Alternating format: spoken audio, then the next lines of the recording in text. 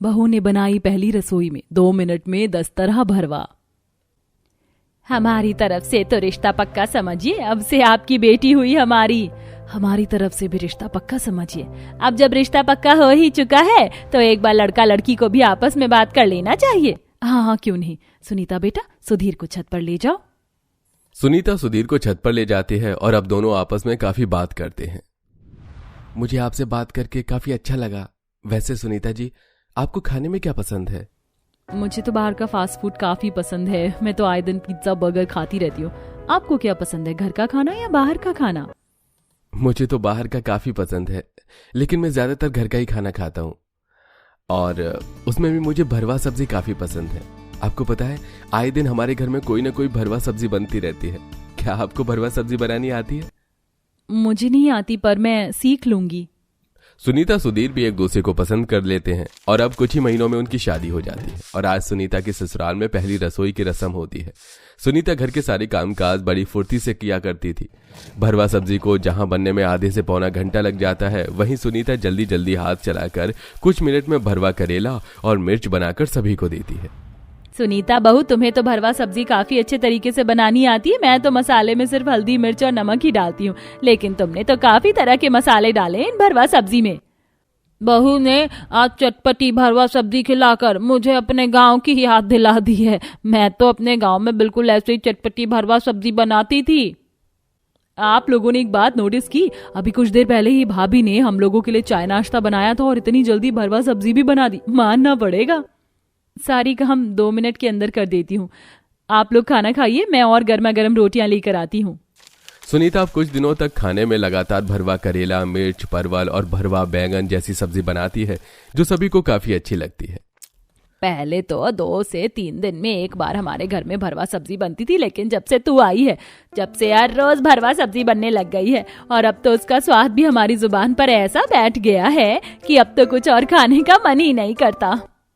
चलो, ये तो अच्छा हुआ। बार बार सब्जी बनाने में ज्यादा समय भी नहीं लगता है। अब तो मैं हर रोज बार बार ही सब्जी बना लिया करूंगी। समय भी बचेगा और ससुराल वालों से तारीफ भी सुनने को मिलेगी। सुनीता की भरवा सब्जी घर में सभी को इतनी पसंद थी कि कभी कभी तो वो लोग बिना चावल रोटी के ही भरवा सब्जी खा लिया करते थे। चाहे पहले मेरा कितना भी पेट भरा होता था लेकिन मैं प्लेट में बचा हुआ एक आलू भी रोटी या चावल के साथ ही खाता था। लेकिन जब से आपके हाथ की ये भरवा सब्जियां खाई हैं, तब से मन करता है कि रोटी चावल त्याग दूं और ये भरवा सब्जी ही खाना शुरू कर दूं। लगता है आप सबको मेरे हाथ की भरवा सब्जी कुछ ज्यादा ही पसंद आई है। भाभी, सिर्फ मुझे ही नहीं बल्कि मेरे कॉलेज फ्रेंड्स को भी काफी पसंद आई है। आज जब मैं उन्हें आपके हाथ का भरवा तुरई खिलाई तो उन्हें यकीन ही नहीं हुआ कि ये वही तुरई है जिसे देखकर वो लोग मुंह बनाते हैं। अपने ससुराल वालों से तारीफ सुनकर सुनीता भी अब हर रोज अलग अलग मसाले डालकर सिलबट्टे पर उन्हें पीसती है और भरवा सब्जी बनाती है। ये क्या माँ जी, आप तो आज मंडी से सिर्फ बैंगन और करेला लाने के लिए गई थी, इतनी सारी सब्जियां क्यों ले आई? तो भरवा सब्जी बनाती तो बढ़िया है, लेकिन हर रोज एक ही तरह की भरवा सब्जी खाकर दिल ऊब सा गया है। घर में हम सबको मिलाकर 9-10 लोग हैं, इसलिए अब से तू हर रोज 10 तरह की अलग अलग भरवा सब्जी बनाना। और तू तो वैसे भी 2 मिनट में ही सब्जी बना लेती, तेरे लिए कौन सा ये मुश्किल भरा काम है? कह तो आप ठीक रही हैं माँ जी, स्पीड तो मेरी बहुत अच्छी है। दीजिए, मैं जल्दी से अलग अलग तरह की भरवा सब्जी बना देती हूँ। सुनीता ने 2 मिनट में 10 अलग अलग तरह की भरवा सब्जी बनाने के बारे में अपनी सास को कह तो दिया था, लेकिन अब जब वो ढेर सारा मसाला लेकर सिलबट्टे पर उसे पीसने के लिए बैठती है तो सुनीता को अपनी नानी याद आने लगती है। मुझे तो लगा था कि जैसे मैं रोज रोज 2-2 मिनट में भरवा सब्जी बना लेती हूँ, वैसे ये सब भी बना लूंगी, लेकिन अभी तो आधा ही मसाला पिसा, इतनी देर हो गई। 2 मिनट में 10 तरह की भरवा सब्जियां कैसे बनाऊं मैं? सुनीता जल्दी जल्दी हाथ चलाती है और मसाला पीसकर 10 तरह की अलग अलग भरवा सब्जियां बना लेती है, जिसे सारा परिवार चटकारे मारते हुए बड़े स्वाद के साथ खाता है। लेकिन अब रोज वो भी तीनों वक्त अलग अलग 10 तरह की भरवा सब्जियां बनाकर बेचारी सुनीता की हालत काफी खराब हो गई थी। हे भगवान, कंधों में कितना दर्द हो रहा है, हाथ भी बिल्कुल लाल हो गए मसाला पीसते हुए। और बताओ सुनीता बहन, कैसी हो तुम? घर में सब ठीक है ना? पड़ोस में रहकर भी कितने दिनों बाद आई हो। क्या बताऊं तुम्हें माधवी बहन, आजकल तो मेरा पूरा समय एक अच्छी नौकरानी ढूंढने में ही निकल गया। तुम तो जानती हो कि भगवान की कृपा से मेरे पास सिर्फ 2 ही बेटियां और दोनों शादी कर अपने ससुराल चली गई। अब एक नौकरानी ढूंढ रही हूँ, लेकिन आजकल तो नौकरानी के हाथ में स्वाद ही नहीं है और मेरे शरीर में तो जान ही नहीं है कि मैं रसोई में खड़े होकर खाना बना सकूं। सावित्री इतना बोल रही होती है कि तभी सुनीता टेबल पर खाना लगा देती है। सावित्री जैसे ही सुनीता की बनाई हुई भरवा सब्जी खाती है तो वो उसे भी काफी पसंद आती है। वो माधवी बहन तुम्हारी बहू बहुत गजब की भरवा सब्जी बनाती है। काश ऐसी सब्जी मेरे घर में भी रोज रोज कोई बना देता। अरे ये भी कोई क्या बोलने की बात है। जैसे मेरा बेटा आपका बेटा वैसे मेरी बहू आपकी बहू। सुनीता बहू, कल से तू सावित्री बहन के घर वालों के लिए भी ऐसे ही भरवा सब्जी बना देना। अगले दिन सावित्री 2 बड़े बड़े थैले भरकर सुनीता को सब्जियां देती है, जिसे देख सुनीता, इनके घर में तो मुश्किल से 2 लोग हैं और 2 लोगों के लिए इतनी हरी सब्जियां, ऐसा लग रहा है 2 के लिए नहीं भाई बल्कि 200 लोगों के लिए भरवा सब्जी बनानी है। हे भगवान, क्या होगा मेरा। सावित्री को सुनीता के हाथ की भरवा सब्जी इतनी पसंद आती है कि अब तो वो अपनी दोनों बेटियों के ससुराल में भी सुनीता की बनाई हुई भरवा सब्जी भेजती है, जो उसके ससुराल वालों को भी काफी पसंद आती है। काकी, 2 लोगों के लिए तो ठीक था, लेकिन अब तो आप मुझसे 10-15 लोगों के लिए भरवा सब्जी बनवा रही हैं। मुझे इतनी भरवा सब्जी बनाने में काफी वक्त लग जाएगा। पहले सब्जियां साफ करो, उन्हें काटो, फिर मसाला भरो, इसमें बहुत ज्यादा समय लग जाता है। अरे बहू, कहीं नहीं ज्यादा समय लगता है। ऐसे भी तू तो 2 मिनट में 10 तरह की भरवा सब्जियां बना लेती है, तो काहे की टेंशन। तेरे हाथ पैर तो इतनी तेजी से चलते, तेरी सास ने मुझे बताया था। जब खुद का ही सिक्का खोटा है तो सामने वाली को क्या ही बोलूं। छोड़ो, अब क्या ही कर सकती हूँ मैं।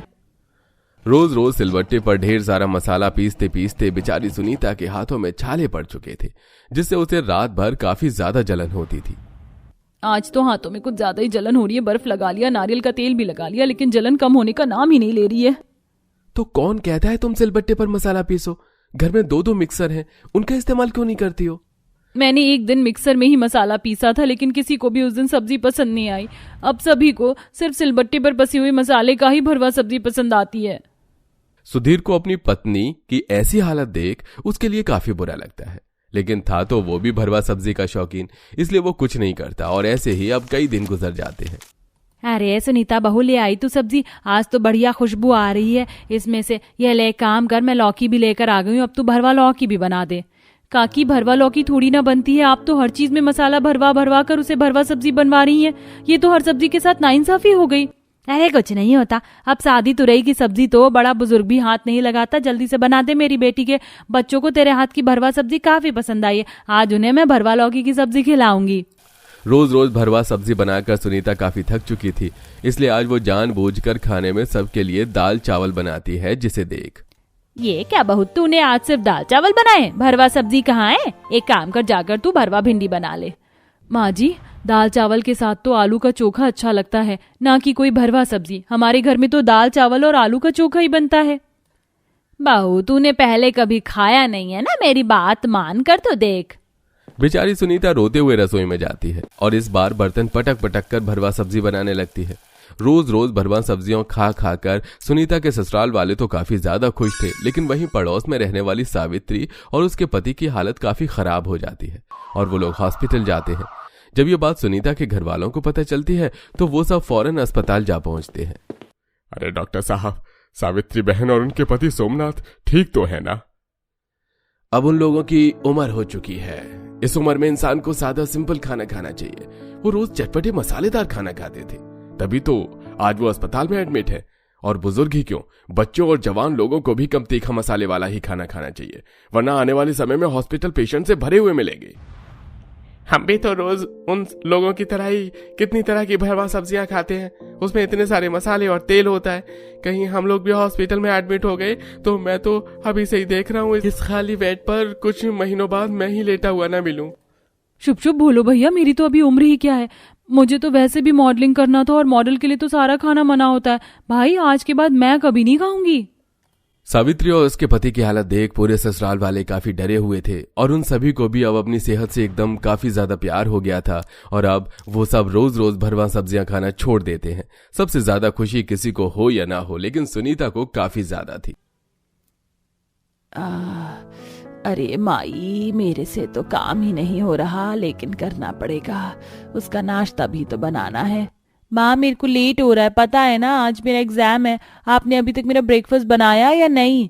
बस बस बना रही हूँ। इतने में मालती लड़खड़ा कर गिर जाती है तो बड़ी बेटी संभाल लेती है। माँ ठीक तो है ना? हे भगवान, आपको कितना बुखार आ रहा है, आप यहाँ पर लेट जाइए। नहीं बेटा, तू पागल है, उसे अपने हवाई जहाज वाली परीक्षा देने जाना है। माँ वो बाहर कैंटीन से भी खा सकती है, आपकी तबीयत ज्यादा इम्पोर्टेंट है। नैना वहां से 100 रुपए ले लियो और बाहर से खाना खा लेना। अरे तुम ही रखो अपने 100 रुपए। माँ आपको बहुत बुखार आ रहा है इसलिए मैं बच्चों को होम ट्यूशन देने नहीं जाऊंगी।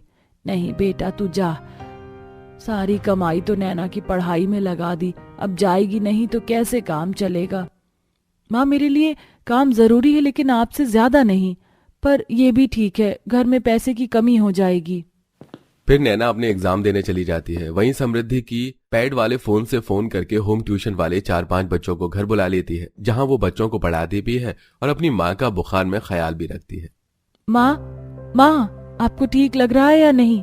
चिंता मत कीजिए, कुछ ही देर में आपका बुखार उतर जाएगा। ऐसे ही ये दिन गुजर जाता है। अगले दिन नैना बेटा, तुम दोनों की शादी का रिश्ता आया है, शादी कर लो तो मैं निश्चिंत हो जाऊंगी। समृद्धि को तो लड़का पसंद आ गया है, अब तू इनमें से किसी एक लड़के को देख ले। आपने इस पूरे परिवार को बताया है ना, मेरे अभी एग्जाम हुए हैं, इसके बाद मेरा केबिन क्रू का काम है, जो इस डिमांड पर मुझसे शादी करेगा कि मुझे बाद में भी काम करने देगा, मैं बस वहीं शादी करूंगी, इसलिए वैसा ही लड़का देखना। नहीं, ये सब नहीं बताया है, तो फिर मुझे ये रिश्ता मंजूर नहीं है। नैना तो शादी के लिए मना कर देती है, लेकिन समृद्धि की चटमंगनी पर शादी हो जाती है। समृद्धि की शादी गरीब घर के विवेक नाम के लड़के से हो जाती है, जहां वो घर को चलाने के लिए अपने गाय भैंस के दूध को निकाल कर बेचा करता था।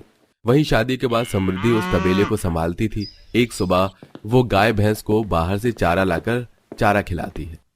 गैया, ओ मेरी प्यारी गैया, ले चारा खा ले। अरे बहू, तू तबेले में ही गाय भैंस से बात करती रहेगी, अपनी सास से भी बतियाएगी? ठंड हो रही है, चल अंदर चल, मैंने आग जलाई है।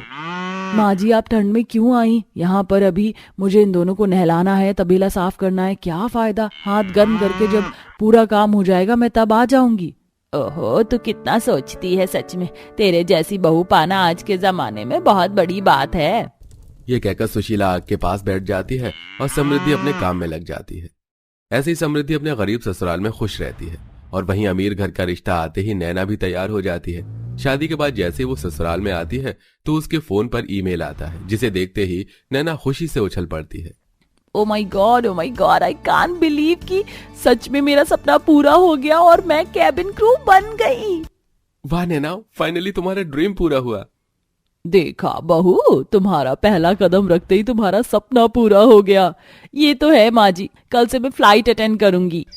अगले दिन नैना अपने मेहंदी वगैरह साफ करके ससुराल वालों का आशीर्वाद लेके एयरपोर्ट पर पहुंचती है, जहां उसे कुछ इंस्ट्रक्शन दिए जाते हैं और फिर वो फ्लाइट अटेंड करती है।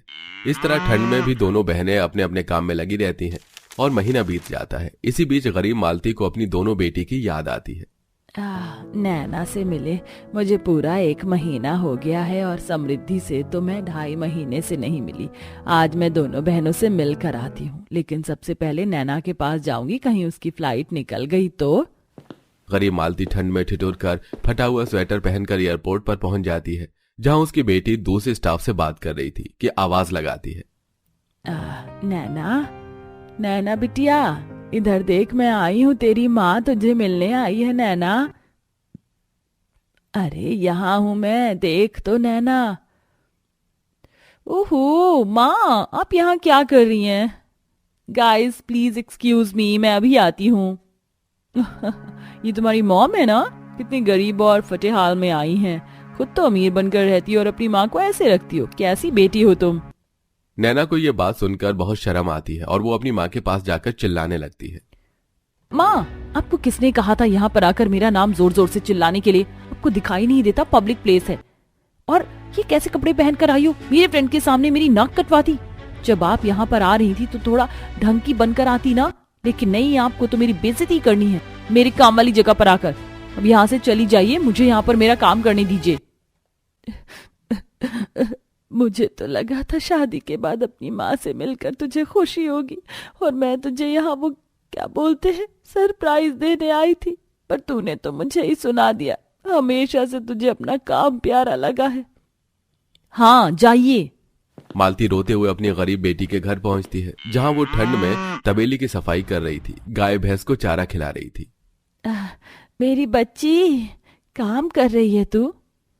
अरे माँ, आप, मुझे आपको देखकर बहुत खुशी हुई। आइए ना, यहाँ पर बैठ जाइए। माँ, मुझे आपसे बहुत सारी बातें करनी है लेकिन काम भी करना है, इसलिए यहीं पर बैठ जाओ। ठंड से बचने के लिए मैं आपकी तरफ तिरपाल लगा देती हूँ। फिर समृद्धि बांस पर तिरपाल लगा देती है जिससे माँ की तरफ हवा ना आए और उसे चारे पर बिठा देती है।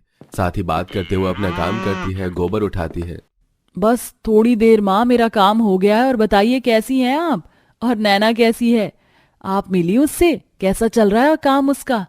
इसका तो सब कुछ ठीक चल रहा है, लेकिन शुरू से लेकर अभी तक वो नहीं बदली। आज भी वो मुझसे उसी बेकार लहजे में बात करती, और आज तो सबके सामने मेरी बेइज्जती भी कर दी। मैंने तो सोचा था इंसान जो होता है वो अपनों से उम्मीद लगाता है, लेकिन वो उम्मीद मेरी कभी भी पूरी नहीं हो सकती। उसने मेरी कभी कदर नहीं की। उससे मिलने गई थी, लेकिन उसे तो बस हमेशा से अपना काम ही प्यारा लगा। माँ की तो कभी फिक्र नहीं की, और एक तू है जो अपना काम छोड़कर भी अपने काम के साथ मुझे तवज्जो देती है। क्या उसने ऐसा किया आपके साथ? आज तक मैं सब कुछ सहती आई हूँ, लेकिन आपके खिलाफ ये नहीं चाहूंगी। इस बार उसे मेरी बातों का जवाब देना ही होगा। बेटा, तू क्यों गुस्सा हो रही है? छोड़ दे, मैं आज के बाद उसे खुद नहीं बोलूंगी। वो बात ठीक है माँ, लेकिन उसको इस बात का एहसास तो होना चाहिए। आज उसकी फ्लाइट होगी, कल सुबह मैं उससे बात करती हूँ। आप जब तक अंदर चलिए, कुछ खा पी लीजिए। फिर समृद्धि अपना बाकी का काम छोड़कर अपनी माँ को चाय नाश्ता करवाती है और उसकी अच्छे से खातिरदारी करती है। माँ की ठंड लगने पर उसको रजाई उड़ाती है, आग जला देती है। दोनों समदन बैठकर आपस में बहुत बात करती हैं। अगली सुबह गाय भैंस को चारा देने के बाद समृद्धि कहती है, माँ, आपने चाय नाश्ता कर लिया ना? चलिए, हमें नैना के ससुराल चलना है। अरे समृद्धि, तू क्यों जिद कर रही है? छोड़ दे। नहीं माँ, हमें जाना होगा, चलो। माँ जी, आप कुछ देर इंतजार कीजिए, मैं अभी आती हूँ। कुछ देर बाद समृद्धि अपनी माँ को लेकर नैना के ससुराल पहुंचती है, जहां वो केबिन क्रू की ड्रेस में निकल रही होती है। तभी, अरे माँ, आपने कल बेइज्जती करवा ली, इसके बाद भी मन नहीं भरा जो दोबारा चली आई मेरे पास। माइंड योर लैंग्वेज नैना। अगर तू किसी एयरलाइन की कैबिन क्रू है तो मैं भी कोई गवाह नहीं हूँ जो तेरी चाल पट्टी को ना समझूं। जिस माँ ने तुझे आज तक इतना पाल पोस कर बड़ा किया, तेरे एयरलाइन के लिए ना जाने कितने घरों में झाड़ू बर्तन धोने का काम किया, उसके बाद तूने माँ को ये सिला दिया? अपने एयरपोर्ट लाइन में तूने सबके सामने उनकी बेइज्जती कर दी। अरे वो गरीब है, कभी तूने सोचा कि माँ को एक नई साड़ी ला कर दे दूं? और ठंड में कितनी परेशान हो रही होंगी वो। माँ हमारी शक्ल देखने के लिए हमें याद करके हमसे मिलने चली आई, पर तूने माँ के साथ बहुत गलत किया। अगर तुझे माँ इतनी ही बुरी लगती है तो आज के बाद उनसे कुछ भी कहने की कोई जरूरत नहीं है। अब से वो मेरी जिम्मेदारी है, समझी तू? ऐसे आजकल के बेटे भी नहीं होते हैं जो अपने काम के सिलसिले में अपनी माँ को छोड़ दे, पर तूने तो बेटी होकर बेटी कुल का नाम खराब कर दिया।